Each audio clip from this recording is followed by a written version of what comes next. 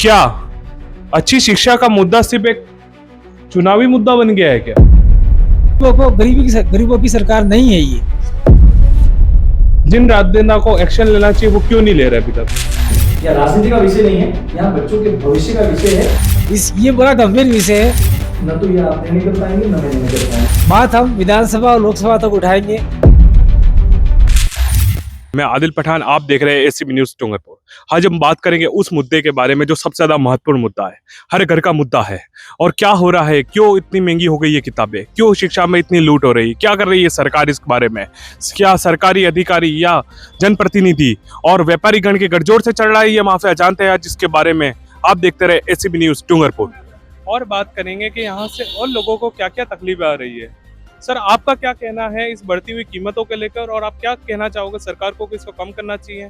क्या कम करना चाहिए? ये बहुत ज़्यादा बोझ पड़ रहा है और गरीबों के ऊपर से। बाकी कहीं दिक्कत नहीं आ रही है। बाकी स्कूल वाले ने अपनी बहुत मनमानी रखी लगा करके दुकानों पे देखें, जहाँ पर भी जहाँ खर्चा अपने पे ही आता है, बाकी कुछ दूसरों को तो फायदा होता है। कभी आपको कभी एक किताब की जरूरत पड़ती है या बाकी सारी किताबें आपको अवेलेबल हो जाती है, तो वो कभी स्टोर देता है या उसके लिए मना बोलता है आपको? नहीं, एक एक के नहीं देता है, वो पूरा सेट ही देता है। वो तो एक एक करके नहीं देता है। अब हम बात करेंगे यहाँ पर पब्लिक से कि यहाँ पर बढ़ती हुई किताबों की प्राइस को लेकर उनका क्या कहना है, और सरकार से इनके सवाल और किताबें कम होने के लिए क्या काम किए जा रहे हैं। मेरा तो यही कहना है कि आम जनता जो बहुत परेशान है वो कहाँ से पेमेंट लाएगी। इतना थोड़ा पेमेंट कम हो जाए किताबों का तो बहुत अच्छी बात है, गरीब जनता का सेवा हो जाएगी। इसलिए मैं सरकार से यही कहना चाहूँगा तो थोड़ा डिस्काउंट कर दे और कम से कम रेट में दे ताकि सबका भला हो सके। इसी कड़ी में अब हम देखते हैं कि हमारे यहाँ के पॉलिटिशियंस का क्या पक्ष है और वो इस मुद्दे के बारे में क्या कहना चाहते हैं, और शिक्षा में हो रही लूट को वो कैसे बंद करा सकते हैं। जानते हैं अब पॉलिटिशियन की राय। अब हम इस विषय में बात करेंगे इस अरावली अंचल के प्रमुख आदिवासी नेताओं में से एक कांति भाई आदिवासी से, और जानेंगे कि इस मुद्दे में उनका क्या पहलू है, क्या पक्ष है और वो क्या कहना चाहते हैं। आप भी इस चीज से जानते होंगे, इस चीज से वाकफ होंगे कि यहाँ पर गरीब बच्चों की किताबें, सीबीएसई की, इंग्लिश मीडियम की, आरबीएसई इंग्लिश मीडियम की किताबें बहुत ज़्यादा महंगी हो गई। एक एक किताब का सेट लगभग 3500 से 6000 5000 का आ रहा है। गरीब मध्यम वर्गीय परिवार कैसे अपने बच्चे को पढ़ा पाएगा, अच्छी एजुकेशन दे पाएगा, या किस तरीके से अपने बच्चे को अच्छा भविष्य दे सकेगा? क्या अच्छी शिक्षा का मुद्दा सिर्फ एक चुनावी मुद्दा बन गया है क्या, या इस पर राजनेता अपना क्या कर रहे हैं? जिन राजनेता को एक्शन लेना चाहिए वो क्यों नहीं ले रहे अभी तक, या ये खबर आज तक इनके पास पहुंची ही नहीं है कि ऐसा कुछ हो भी रहा है? अपने आप को इस जमीन से जुड़े हुए नेताओं के कारण ये तो चीज का मालूम होना चाहिए कि इस गरीब जनसंख्या की क्या जरूरत है। आपका इस बारे में क्या कहना है कि किताबों की बढ़ती हुई कीमतों में किसका, कौन दोषी है, किसके कारण ऐसा हो रहा है, और इसमें यहाँ पर प्रमुख नेताओं को क्या एक्शन लेना चाहिए? सबसे पहले आपके चैनल को जोहार। जो क्वेश्चन हो रहा है कि आज की तारीख में किताबें महंगी हो रही है, स्टेशनरी महंगी हो रही है, डूंगरपुर ज़िले में आरबीएसई हो, चाहे आपका राजस्थान शिक्षा बोर्ड हो, या कोई भी प्रतियोगिता परीक्षा हो, उसमें आज वर्तमान भविष्य को देखते हुए हम देख रहे हैं, जब हम लोग पढ़ा करते थे उसमें किताबें सस्ती हुआ करती थी और आज आसमान को भाव छू रहे हैं। एक कयास ये लगा जाता है कि विश्व युद्ध हो रहा है जिससे महंगा हो रहा है। ये एक भ्रांति है, गलत बात है। ये कोई ऐसा नहीं है। विश्व युद्ध अपनी जगह है, किताबें छापना अपनी जगह, किताबें पहले छप के तैयार है। लेकिन ये जो अभी प्राइवेटाइजेशन का मामला है, उस प्राइवेटाइजेशन के मामले में मन मर्जी की फीसें, मन मर्जी किताबें मूल्य वसूला जा रहा है। राजनेता को जानकारी है इसके बारे में, वर्तमान राजनेता हो या सत्ताधारी हो या विपक्ष हो या कोई भी हो, सबको पता है। लेकिन इसके बारे में कोई बोलना नहीं चाहता। बोलना चाहता है तो दबे सवर में बोल रहा है, क्योंकि उनको कहीं ना कहीं ये जो उद्योगपति है, पैसे वाले लोग हैं, उनकी ही किताबें छपती फैक्ट्रियाँ हैं, उनके ही इंस्टीट्यूट है, उनके स्कूल है, उनके कॉलेज है। इसलिए जानबूझकर ये इस आवाज़ को दबा रहे हैं, और हम तो इसको सरेआम रोड पे लेके उतरेंगे आने वाले समय में, अगर यही भाव रहा तो।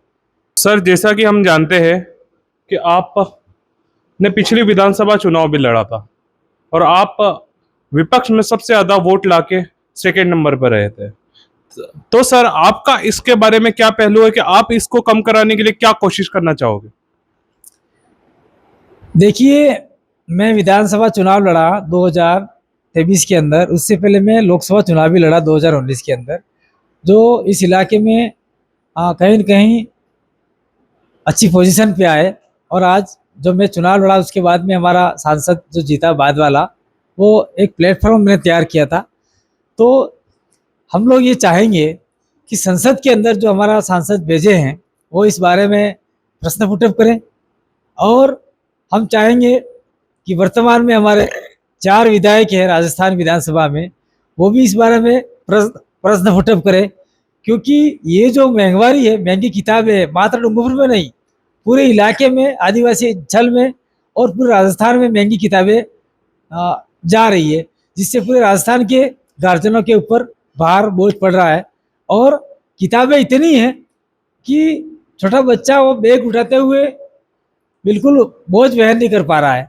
ये बात हम विधानसभा और लोकसभा तक उठाएंगे, और गार्जियनों को हमका साथ मिला, उनके छोटे बच्चों ननिहालों का, और जो भी प्रतियोगिता तैयारी कर रहे हैं या फिर आपके प्राइवेट स्कूल में जा रहे हैं, उनके गार्जियनों का साथ मिला तो निश्चित रूप से हम सड़क पर इसकी लड़ाई लड़ेंगे। और आने वाले समय में हम लोग कलेक्ट्री हो, चाहे एसडीएम कार्यालय हो, चाहे शिक्षा विभाग हो, जहाँ घेरना पड़े, जहाँ हमको ज्ञापन देना पड़े, हम लोग तैयार हैं। लेकिन बशर्ते जो स्टूडेंट हैं उनके माता पिता हमारा साथ दें।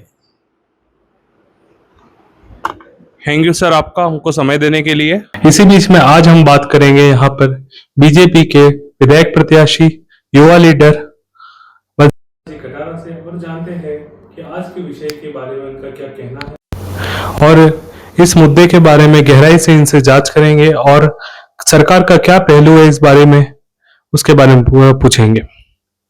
सर हमारा ये क्वेश्चन है कि किताबों की आप भी देख रहे होंगे कि किताबों की जो प्राइस है प्राइवेट स्कूल्स की वो इतनी ज्यादा बढ़ गई है।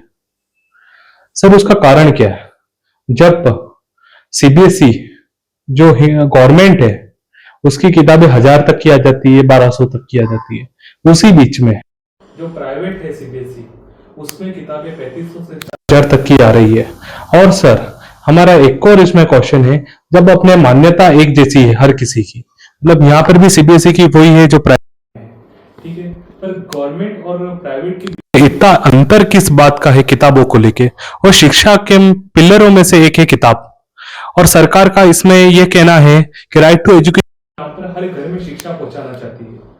तो ये शिक्षा में बढ़ती हुई किताबों की कीमतों से पेरेंट्स अपने बच्चों को कैसे पढ़ा पाएंगे, इसके बारे में सरकार क्या कर रही है?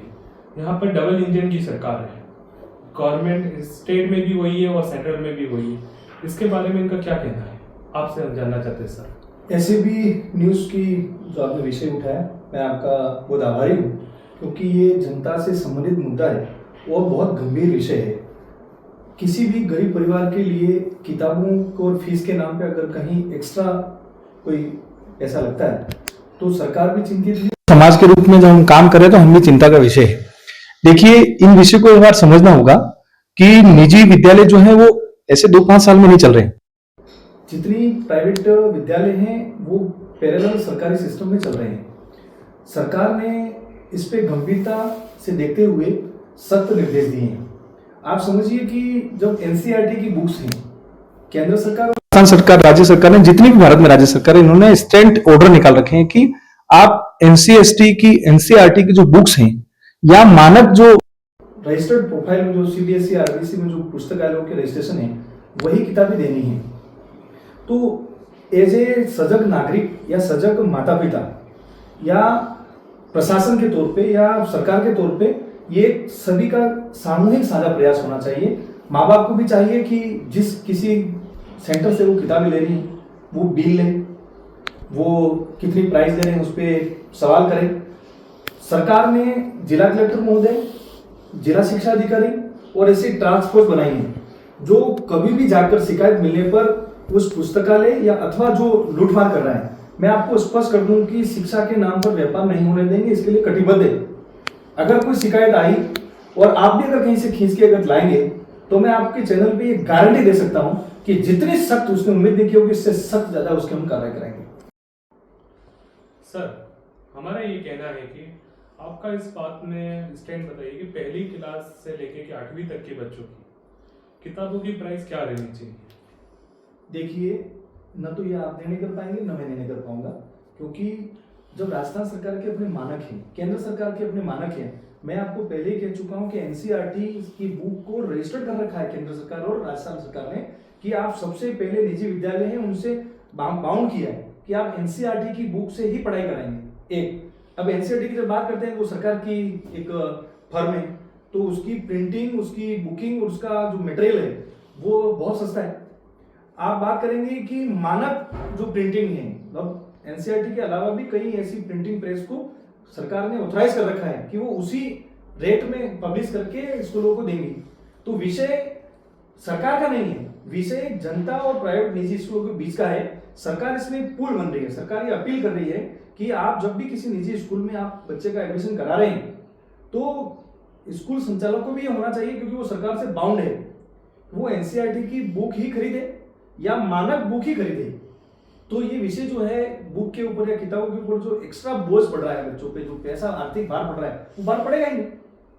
तो समान शिक्षा नीति की बात तो ये गई है ना कि निजी हो या सरकारी हो, शिक्षा नीति एक जैसी होनी चाहिए।